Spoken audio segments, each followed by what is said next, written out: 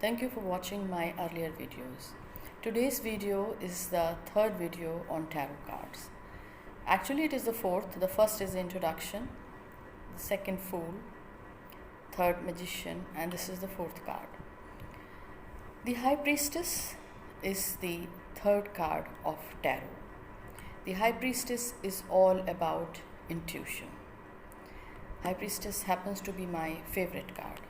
And why just me? Everyone who deals with tarot, clairvoyance, or any kind of intuitive reading, High Priestess is going to be her favorite card. High Priestess is tapping in your inner sense, the sixth sense that all of us have it. The sixth sense just doesn't belong to people like us. Sixth sense belongs to everyone. It is just that we do not listen to it. It's always the gentle call, it's always the inner call which tells you in every difficult situation the outcome of it, and we ignore it. So, what is sixth sense? Sixth sense or the gut feeling? They are all the same thing. In fact, it has been studied and proven that our stomach has a brain of its own, and that is called as gut feeling. Actually, the stomach is the one which keeps us going. It has its brain of its own because it needs food to run our body on. So this is where our real answers come in. The biggest flight or fight that comes from, the sixth sense comes from. So how do you know that I am going to get an answer, or what is the answer of this situation? Actually, whenever you are in a situation, there will be a very faint, very gentle kind of a calling or a voice which is completely devoid of any logical, rational, trained thinking. And that is what is your intuition or your sixth sense. In tarot cards, when you are reading tarot cards, there are many symbols, there are many meanings. The numerology will say something, the color will say something, the symbology will say something, but a good tarot reader in a minute will tap into that sixth sense and know that this is the answer. But for that, you must understand each and every symbol threadbare. The High Priestess in Hebrew is known as Gimel, which means camel. It has some other associations which are in the book. In symbology, you can see that there is a maiden sitting on a stone throne. On the sides of her are two pillars. One is black, one is white, known as Jachin and Boaz. Actually, everything is black or everything is white. We think like that, but actually there's a lot of gray in between, and grays are the place where maximum confusion starts. Everything is not like mass, this is the answer, this is not the answer. In life we are often stuck up in the grays. So you will see that High Priestess has a lot of gray in her and a lot of blue in her. So she sits on the throne, which is a grey color. Behind her there is a curtain, and that curtain is decorated with pomegranate. Now pomegranate is part of many cultures, and it's a complete fruit in itself. In fact, it is one fruit which is complete with creativity, and the reason is it's fully seed. Every part of it is seed except the shell. So it is capable of creating so much more. That is why High Priestess is also about creativity. She wears a crown which has two crescents and a full moon. The crescents represent the three stages: the maiden, the mother, and the crone. The beginning, the middle, or the end.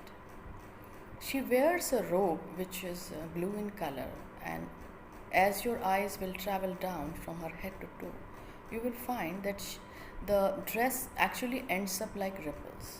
Then you realize that the dress she's wearing is water.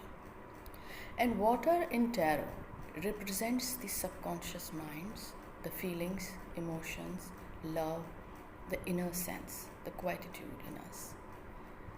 Water is one thing where even little bit of disturbance is very visible.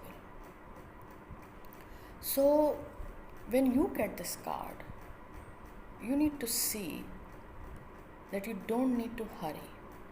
You need to stop, stand, wait and watch. You need to tap in the inner self. You start looking inward. Actually, High Priestess is very opposite to Magician. Magician has practiced his skills so much. He doesn't need to look in, out, anywhere. He has just practiced and he throws it out. Whereas the High Priestess says, just stop it. There is no practice because we are not using the trained and skilled mind. We are looking at the mind that is inside us, the gut feeling or the inner sense. This is actually the core meaning of High Priestess. That stand where you are. Listen to your inner self. The blue dress is, as I said, the water. Now you'll be seeing as you grow along in this understanding of tarot or in the journey of tarot, you will find that this river, which was part of her dress, actually flows all through these cards. Some place it is less visible, some place the water is more visible, some place you just see it flowing through quietly. In fact, in the next card, which is the Empress, you will see that it flows beautifully and very creatively. Water is the biggest creating source for us. Our body has so much water in it. The earth has so much water in it. And in tarot, as I said, water is about intuitions and feelings. I'm going to read some of the lines from my book. This book is named as The Secret Bridge of Tarot and Astrology, and I'm going to read some lines from it.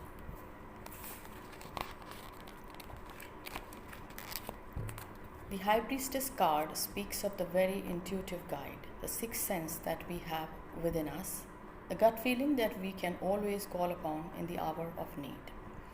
It is the ability to see with the third eye. What is the third eye? Actually, in Hindus, you see we put a bindi or we put a tilak over there. We are celebrating the third eye in us. The third eye is a symbol which is also very vividly used in Egyptian mythology and even a dollar.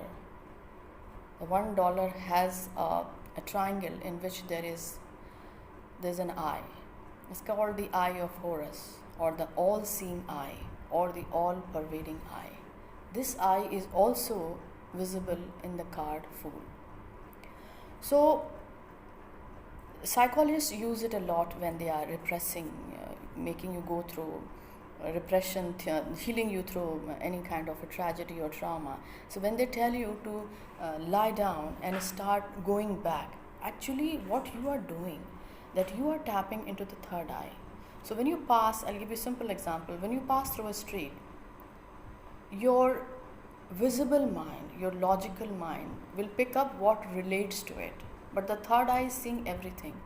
So if you want to tap back and see what did you see, actually you go back and become the High Priestess. Imbibe her qualities and look back and see what all you saw.